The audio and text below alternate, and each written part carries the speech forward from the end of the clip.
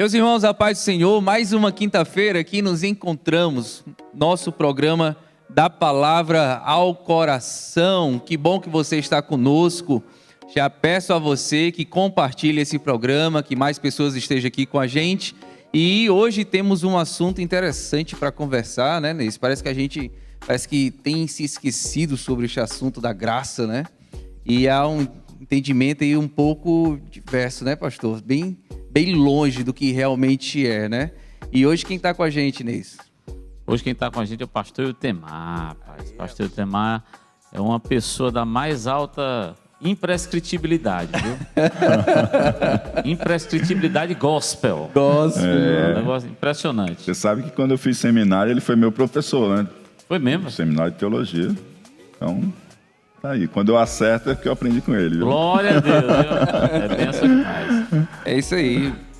O professor Eutemar é professor do Instituto Bíblico aqui da Cidade dos Funcionários, líder da rede de ensino e desenvolvimento de líderes, é isso? E é isso aí. Aqui da nossa igreja. Muito bem. Esposo da irmã Eva, pai da Evilane e da Esther, né, professor? Glória. Amém. Professor, dá um oi para todos aí que estão nos acompanhando hoje. Boa noite a todos, paz do Senhor. Agradecer a Deus por essa oportunidade de estarmos aqui para conversarmos acerca da graça, né, que é um assunto central, né, do Evangelho de nosso Senhor Jesus Cristo. Então, muito bom estar aqui junto com vocês. Pastor Eutemar, além de todo esse currículo aqui que foi falado, né, é referência como mestre, Isso né? aí. Já há muitos anos aqui na nossa igreja, há muitos anos na sua caminhada. E hoje, para mim, pastor, você é referência no discipulado, né? Toda vez que eu raciocino discipulado, eu me lembro muito e tenho muito como referência o que você tem feito, porque eu vi o quanto o discipulado transformou a sua própria vida, o seu ministério, a sua história. Então, isso tem sido muito claro para mim, né? Se eu pudesse destacar uma pessoa que o discipulado é sinônimo, eu destacaria você, que realmente tem sido uma coisa incrível. E é discipulador do meu filho, então eu posso falar com cátedra sobre isso aí. Então, gente, roda a vinheta aí.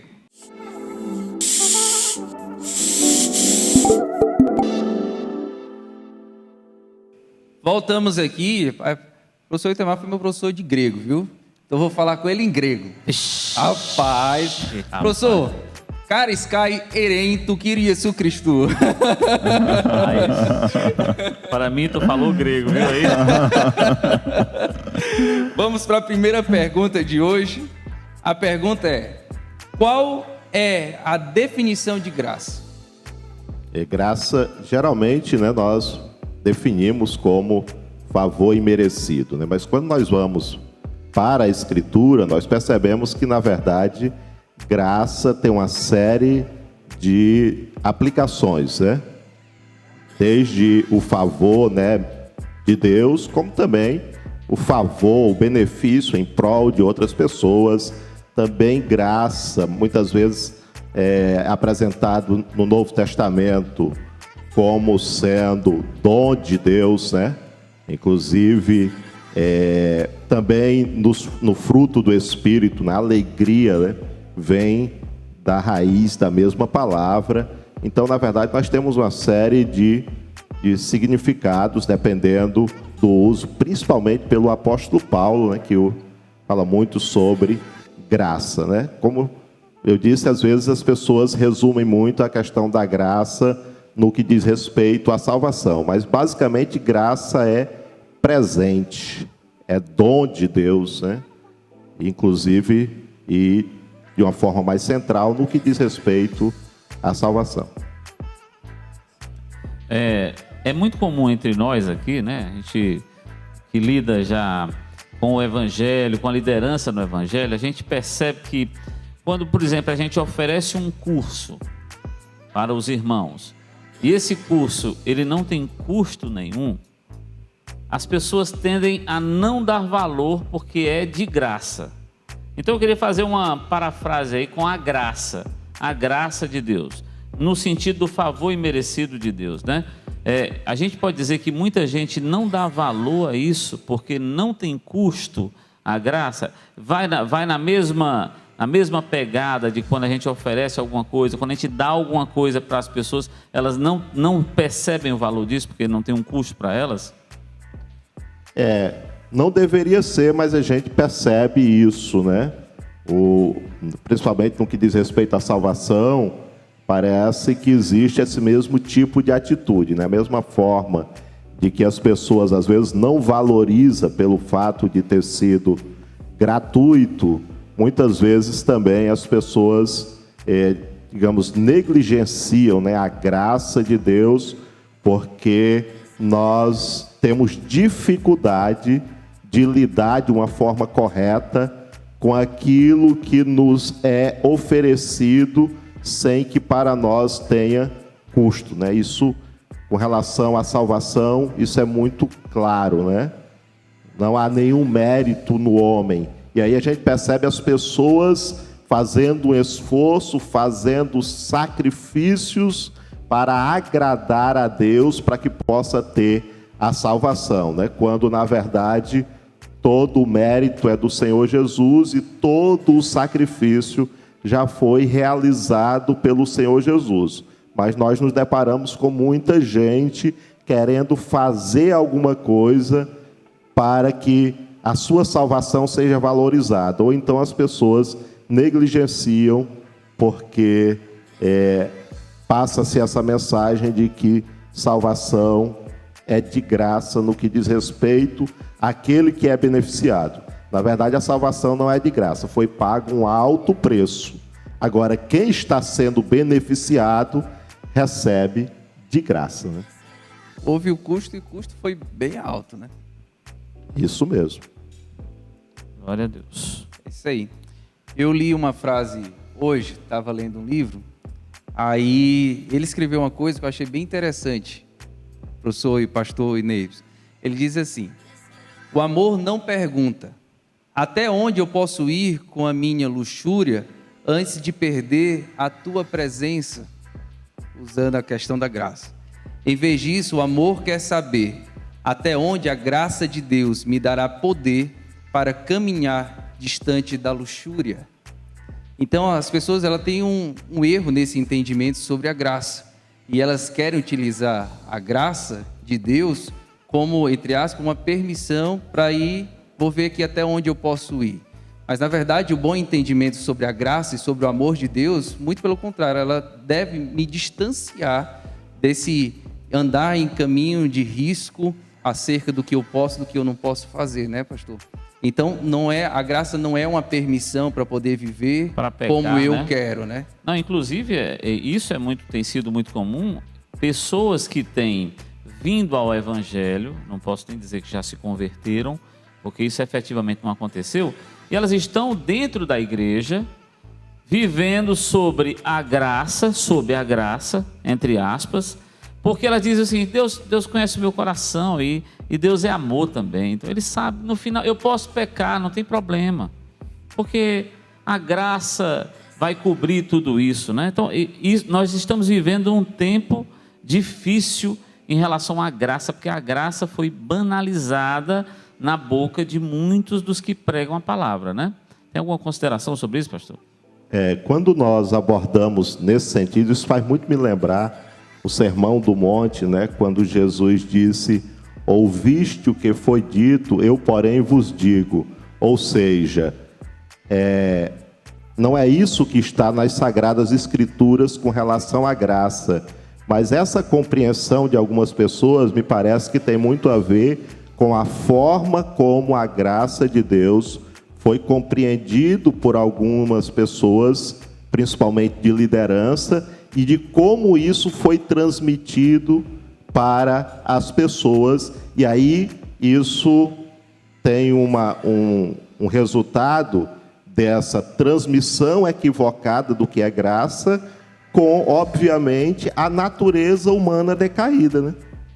Onde, de repente, nessa mensagem, eu consigo utilizar a graça como um aliado para eu ser um cristão e continuar numa vida permissiva, né, de pecado, e baseado numa doutrina, entre aspas, que na verdade não é bíblica, né? É verdade. A graça ela não é uma liberdade para pecar. Ela é uma capacitação e um poder para uma nova vida. É exatamente isso, é exatamente o inverso, né? A graça, ela me capacita, ela é um presente de Deus para que eu possa viver como um servo de Deus numa vida de santidade. Se há uma possibilidade de eu viver uma vida santa, isso é exatamente por conta da graça de Deus que se manifesta de forma personalizada na presença do Espírito Santo que habita em nós. E aí ela tem que se complementar, né? Acho que graça se complementa com misericórdia, não é isso, pastor? A graça é eu receber o bem que eu não mereço receber. E a misericórdia é eu não receber o mal que eu mereço receber. Se a gente andar, né, com esse conceito de graça e misericórdia, a gente não banaliza a graça do Senhor, né? E isso é muito importante porque, infelizmente, nós temos vivido dias muito difíceis em relação ao modus operandi do nosso meio, do meio evangélico, né? Teve uma vez que eu ouvi, eu acho que para mim foi a melhor definição acerca de justiça, misericórdia e graça. Justiça é eu receber o que eu mereço, misericórdia é eu não receber o que eu mereço, e graça é eu receber o que eu não mereço, né? Exatamente, perfeito. Vamos para a segunda pergunta. Qual a diferença entre o tempo da lei e o tempo da graça? Bom, essa é uma pergunta que pode ter respostas distintas, né? Mas falando acerca de graça no que diz respeito à salvação, no meu entender, não existe diferença nenhuma. Tempo de lei ou tempo da graça, no que diz respeito à minha salvação, não faz diferença nenhuma, porque a graça se manifesta lá no Antigo Testamento, né? Para mim, graça se manifesta pelo fato de Deus ir até o Jardim do Éden todos os dias, e graça se manifesta no que diz respeito à salvação, quando assim, de um momento para o outro, Deus diz assim: da semente da mulher nascerá um que esmagará a cabeça da serpente. Para mim, isso é expressão da graça de Deus. Logo depois que Adão e Eva caem, que Adão e Eva é colocado fora do jardim, Deus diz que há esperança. É graça de Deus dizendo que da semente da mulher nascerá aquele que irá trazer de volta o jardim para a humanidade, né? Porque para mim a expressão maior do jardim é esse fato de Deus estar com eles todos os dias. E aí quando nós nos encontramos com Jesus, nós podemos dizer que nós retornamos ao jardim. Nós passamos de novo a ter comunhão com Deus. E isso é graça. Expressa lá em Gênesis ainda, e aí no decorrer de toda a Bíblia, é graça. Não há salvação fora da graça de Deus e, portanto, a lei tem propósito distinto.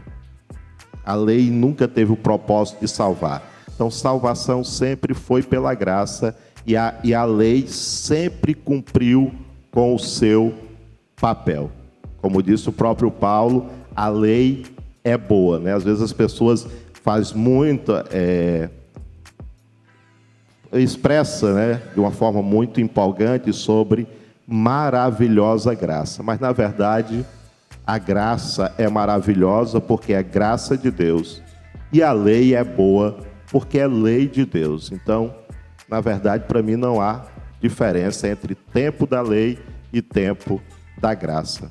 Por conta que salvação sempre foi pela graça e sempre foi em Cristo Jesus. É interessante que ainda aquele que faz diferença entre tempo da lei e tempo da graça, ele precisa ver que aquilo que ele chama tempo da lei, a graça e a graça abundante de Deus. E aquele que chama tempo da graça, ele precisa entender que nesse tempo da graça, a lei não é um tempo sem lei, não é? Isso mesmo. Esse tema é muito interessante, muito importante, Eu confesso que algumas coisas que você disse aqui eu nunca tinha ouvido, mas eu queria dar uma pausa agora, pastor. Eu queria tomar um cafezinho aqui, né? Vou tomar café agora. Eu queria também que você ouvisse algumas chamadas aí que vai ter. Vamos encerrar esse bloco agora e daqui a pouco a gente volta com um novo bloco falando sobre graça e ainda sobre esse tema que é muito empolgante.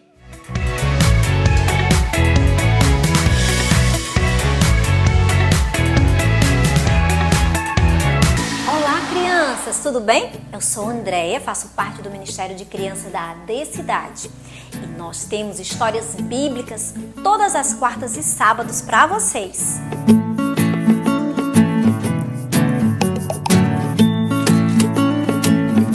Não esqueçam, no youtube.com/adcidade. Eu espero vocês. Voltamos agora para o nosso segundo bloco, falando aqui sobre graça, presente aqui o pastor Itemar conosco. E a pergunta que foi feita antes de sairmos do primeiro bloco, indo para o segundo, era qual era a diferença do tempo da lei e do tempo da graça. E foi falado aqui que, na verdade, o que existe é uma diferença entre Novo Testamento e Velho Testamento, né? Velho Testamento primeiro e Novo Testamento.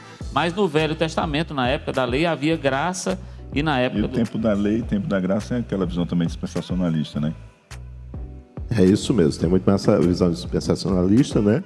Acho que tem muito mais também a ver com antiga e nova aliança, no que diz respeito a esse marco, digamos assim, que é a manifestação da promessa, né? Do Redentor. Perfeito. Então, o que muda é exatamente isso, né? Você tem na antiga aliança a esperança da promessa, e na nova aliança, o cumprimento, né? O surgimento, né? Como diz o João, o verbo se fez carne, né? E habitou entre nós, e aí nós vimos a sua glória como a glória do unigênito do Pai, né? Então, é isso que muda, mas, como o pastor falou, na antiga aliança havia graça, e na nova aliança ainda existe lei, né? Tá certo? Se eu quero diminuir as coisas, o Antigo Testamento diz, não adulterarás. No Novo Testamento, Jesus disse, olhar para uma mulher, você já está adulterando. Então, vai mais fundo, né? Quer aliviar no Novo Testamento? Que Jesus não aliviou nada no Novo Testamento, né, pastor? Verdade. Bora para a próxima pergunta, Ney? Vamos sim. A próxima pergunta é, diante de tudo isso, do quadro da graça que você tem clareado aqui para nós, a pergunta foi feita aqui por um dos nossos irmãos aí, foi, podemos resistir à graça de Deus? Eu acho essa expressão, eu tenho uma dificuldade grande com essa expressão, né? E também eu acho ela meio irônica, né? No que sentido? É que geralmente quem fala dessa questão, né, se a graça é resistível ou não, eu tenho uma dificuldade de entender graça nesses termos, porque para mim, quando fala de resistência, me parece coisa da lei. Entendeu? Em que sentido? Quando me diz assim, alguém está resistindo à graça de Deus, me passa uma ideia de uma ação coercitiva, né? Onde alguém está me forçando a ir para um lugar que eu não quero ir. Então isso me parece tão legalista, né? Que geralmente quem levanta essa questão é que é contrário, né, à questão do legalismo. E para mim isso é uma expressão tão legalista, ou seja, você resiste à graça de Deus, a graça de Deus é resistível ou não, ou seja, me dá uma ideia de que Deus está como um agente de segurança, né? Um policial, está me impondo a fazer uma coisa que eu não quero e que, portanto, ou eu faço ou eu vou sofrer as consequências, ou eu aceito, ou eu vou ser levado de forma coercitiva, é certo? Então, isso para mim não é graça. É certo? Isso tem muito mais a ver com legalismo. Graça é, como eu disse, graça é dom, é presente. Não há coerção nisso. O Senhor oferece de forma gratuita e aí, obviamente, que aquele que está sendo beneficiado tem pleno direito de aceitar ou não aceitar. Isso para mim é graça. A partir do momento que tem algo coercitivo, ou seja, o homem não pode resistir à graça de Deus, a graça de Deus é irresistível. Então, na verdade, eu estou debaixo da lei. A graça eu estou sendo forçado a fazer legal, algo. né? Verdade. A graça vira lei, né? A graça vira lei nesses termos. É presente, é bondade de Deus. Graça é expressão do amor de Deus. Mas mesmo assim, eu aceito ou não, né? O Neibson chega para mim e disse assim: professor, eu fui ali comprar uma passagem para ir para a Disney, né? Opa! E o preço estava tão bom que eu comprei uma para você. Isso é revelação, né? Rapaz, é uma bênção, né? Mas eu tenho o direito de decidir se vai ou não. Se eu vou ou não, é uma bênção, é graça. Né? Até porque é de graça, né? Também, né? Então, mas mesmo assim, isso não é coercitivo. Eu não sou obrigado aí. De repente, eu tenho uma série de compromissos que me impedem, no que diz respeito ao homem pecador. Isso é muito óbvio, né? A Bíblia é muito clara com relação a isso, né? Que o homem ele é escravo do pecado. Então, algumas pessoas estão presas de uma certa forma, né? Que não conseguem, né? Embora a graça, através, como diz o apóstolo Paulo, né? Através da fé, que são parceiros, né? Fé e graça, eles andam juntos, né? Mas primeiro vem a fé. Paulo diz, né?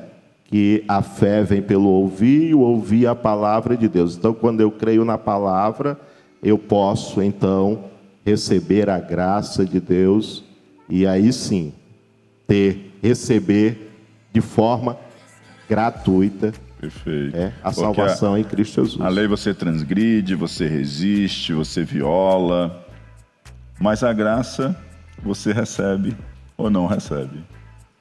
Vamos lá? Bora. Próxima pergunta é: qual é a importância da graça no plano de salvação? Total, né? Como acabei de citar o texto do Bíblia, né? Pela graça sois salvos.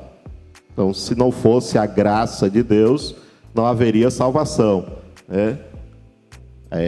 O termo bíblico é: a alma que pecar, essa morrerá. Se não fosse a graça de Deus, todos nós estaríamos condenados à morte, separados de Deus por conta do pecado. Então, a graça é tudo no que diz respeito à salvação do homem. Ok. Próxima pergunta é: o que pode impedir alguém de viver plenamente a graça de Deus? As pessoas podem até ter outras razões, né? Para mim, só tem uma, né? Pecado. A única coisa que pode impedir o homem de viver a graça de Deus é o pecado. Assim como eu não consigo conciliar, né? Embora graça seja favor imerecido, a graça é expressão do amor de Deus, tá certo? Não dá para conciliar viver debaixo da graça e viver uma vida de pecado. A Bíblia é muito objetiva. O que separa o homem de Deus é o pecado. E se o pecado separa o homem de Deus, ele não pode estar debaixo da graça, se ele está separado de Deus. A graça é de Deus. A graça é de Deus. Se você está separado de Deus, está separado da graça de Deus. Não dá para conciliar graça de Deus com pecado. Como a gente até já falou, né? Que algumas pessoas têm essa ideia, né?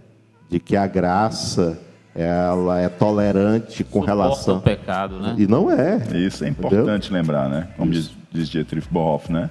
Da graça barata, né? Isso mesmo. Interessante esse que nós estamos falando, porque nós já tivemos um programa aqui dedicado só ao pecado, né? Foi 1 ou 2 programas com o Caio Davi, né? Dedicado ao pecado. Foi dedicado ao pecado no sentido de explorar o pecado. Pelo amor de Deus. Rapaz, tem boa situação dessa não, eu mandei tirar meu nome desse programa aí, viu? Eu não tava não, foi montagem. Não tava foi nesse dedicado não. A Jesus falando sobre pecado. Amém, amém, agora amém. me ajudou, Amém. Oh, Jesus, glória a Deus. E nessa história do pecado, quer dizer, quando a gente fala em pecado, por exemplo, quando a gente usa a expressão assim, fulano pecou. O pecado que vem na cabeça de todo mundo de maneira comum é o pecado conjugal, pecado sexual, é o adultério, a fornicação e tal. É o que vem na cabeça de todo mundo. Quer dizer, é só isso que separa o homem de Deus? Eu acho que você falou de maneira perfeita aí. Tudo que impede de eu me relacionar com Deus é pecado. Ou seja, Netflix é pecado? Não. Eu estou fazendo propaganda da Netflix, né? Assistir filme é pecado? Não. Mas se isso de maneira exagerada me faz deixar de ter relacionamento com Deus, isso é pecado. Na verdade, lá no Apocalipse, né, tem uma lista, né, daquilo que separa o homem de Deus, né, e que diz que por conta dessas coisas não veremos a Deus, que muitas vezes são esquecidas, né, na lista de pecados, né? Por exemplo, mentira, né? A Bíblia diz que nenhum mentiroso entrará nos céus, né?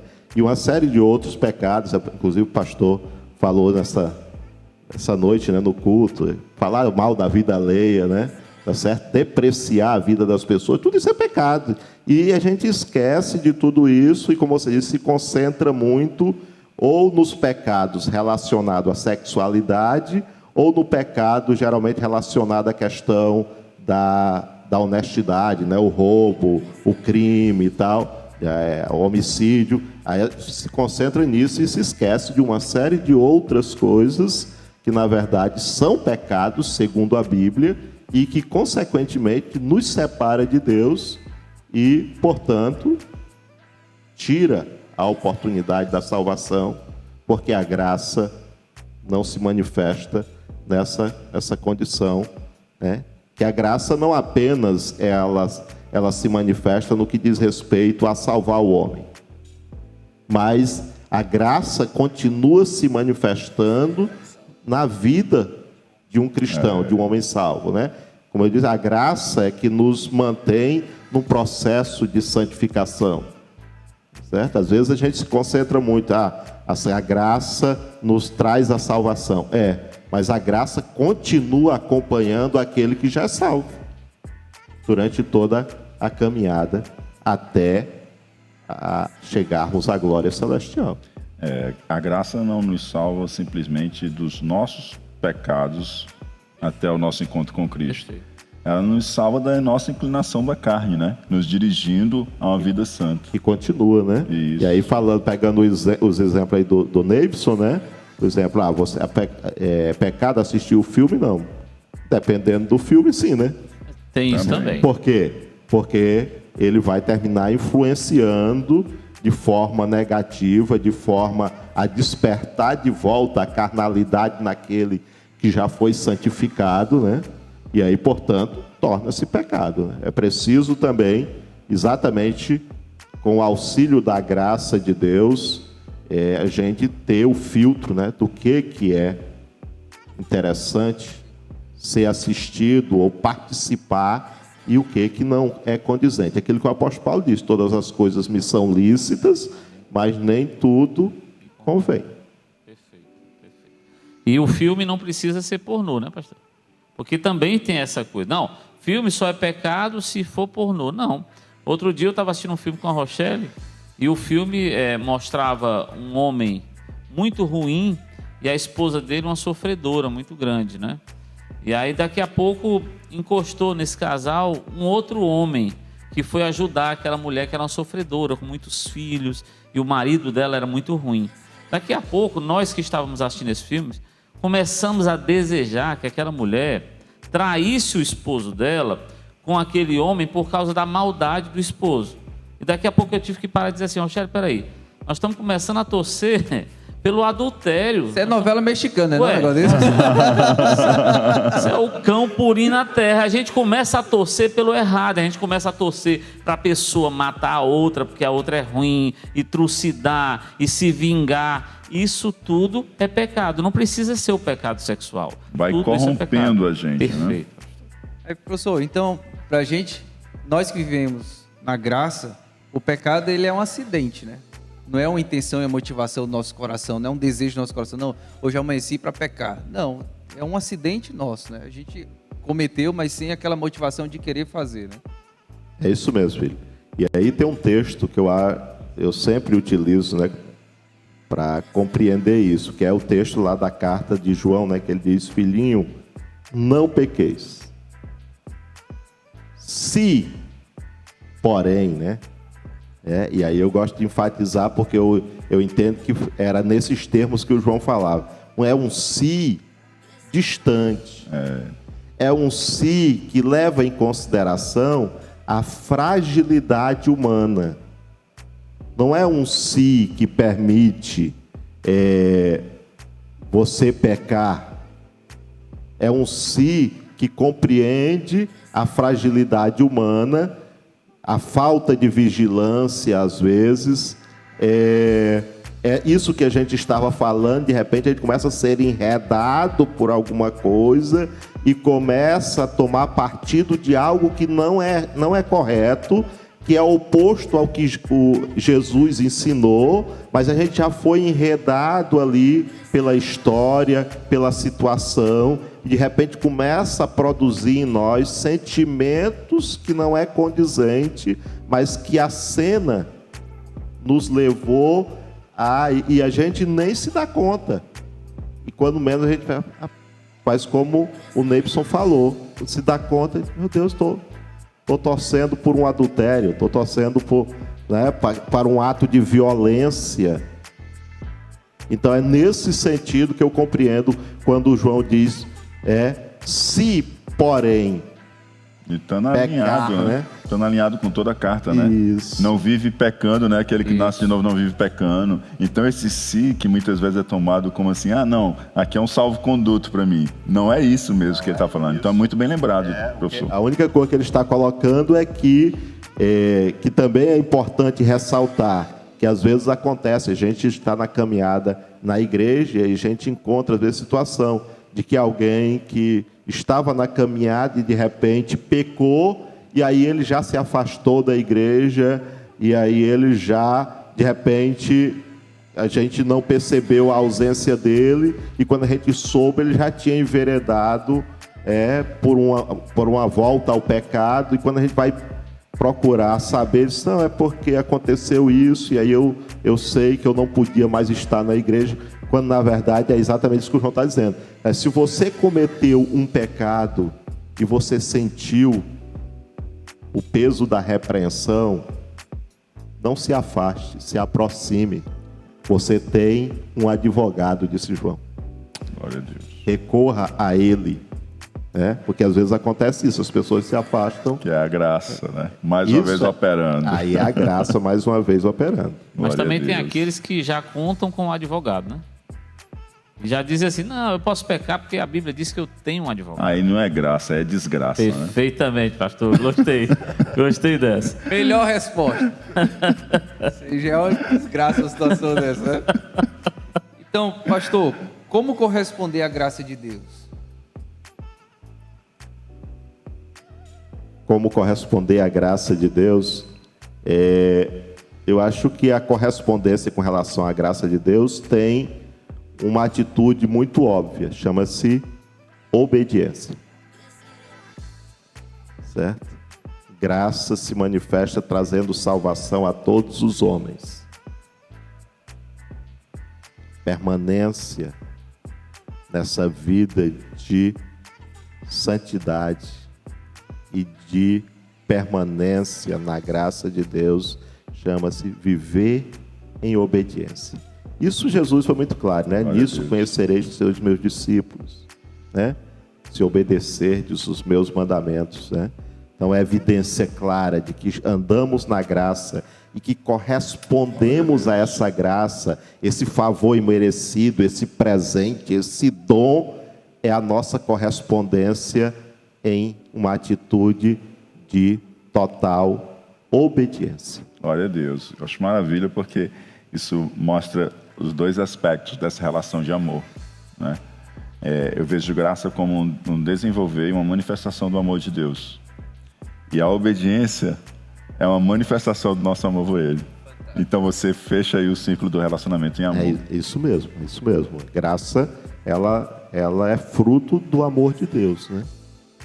E aí, eu concordo plenamente com o pastor, acho que a nossa obediência é a nossa maior expressão de amor àquele que, como diz o Evangelho, que nos amou primeiro, né? Acho que não tem melhor maneira de você expressar o seu amor de Deus. Acho que, aliás, é a única maneira efetiva de você expressar o seu amor por Deus, é uma vida de obediência. Fora disso, parece meio fora do passo, né? Você dizer que ama Deus, mas não obedece. É uma graça meio esquisita essa aí, né? Uma graça esquisita.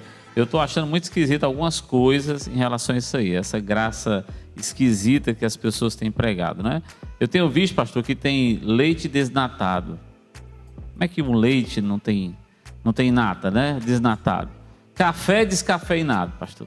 Como é que um café é descafeinado? Essas coisas eu não consigo entender. Outro dia eu vi hambúrguer vegano. Você tem hambúrguer de carne, mas é vegetariano. Como é que pode um negócio desse? Agora já tem o cristianismo sem Cristo.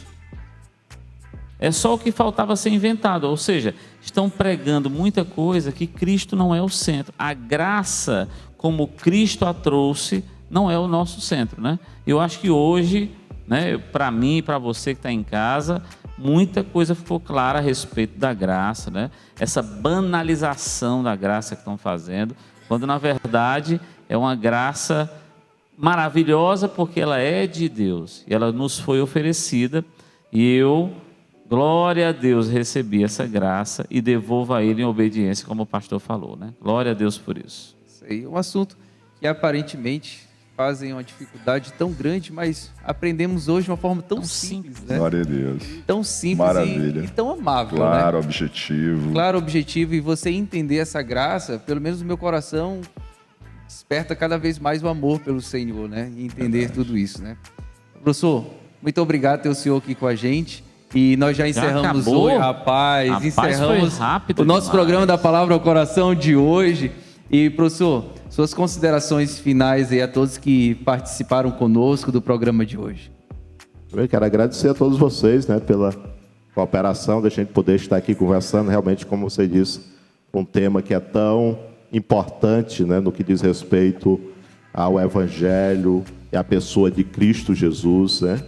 E agradecer a todos que estiveram conosco aí, nos assistindo, e espero que vocês tenham sido abençoados e que possam viver debaixo da graça de Deus, numa vida de obediência, né?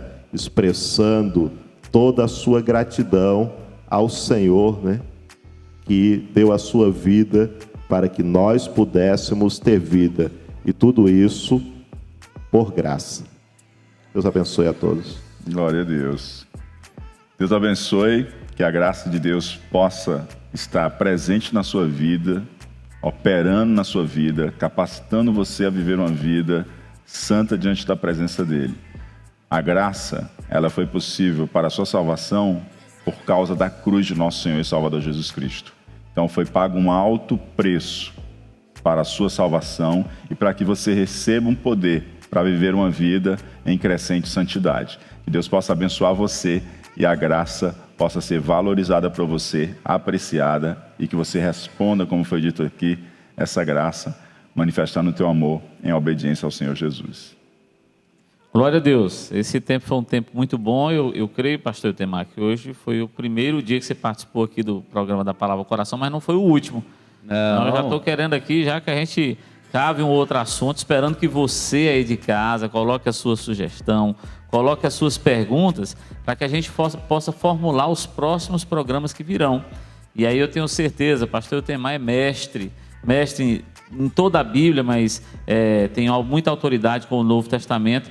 E eu já estou aqui fazendo pano de fundo para você voltar aqui nas próximas vezes para a gente conversar mais, que a conversa fluiu. Glória a Deus por isso. Então, você que está assistindo ao vivo aí, coloca no chat, né, Neis? Eu acho que você tem que fazer coloca isso aí agora. no chat aí agora. A gente está acompanhando o programa junto com você. E coloca aí no chat qual assunto você gostaria que fosse o programa da semana que vem. E se você não está ao vivo, coloca lá depois nas descrições do vídeo lá, você coloca seu comentário e coloca lá a sua sugestão. É isso mesmo.